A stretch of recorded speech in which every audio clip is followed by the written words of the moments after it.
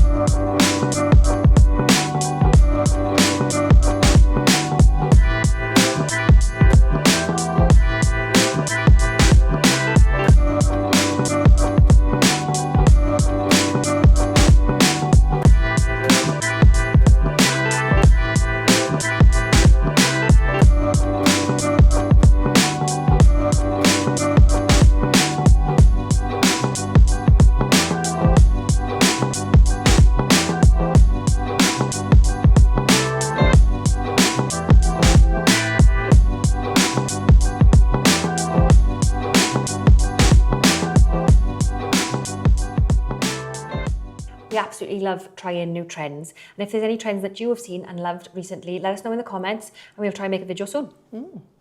If you are trying to get back into being a bit more creative, we have got an entire episode of our podcast on creativity fatigue and things you can do to get back into your creative flow.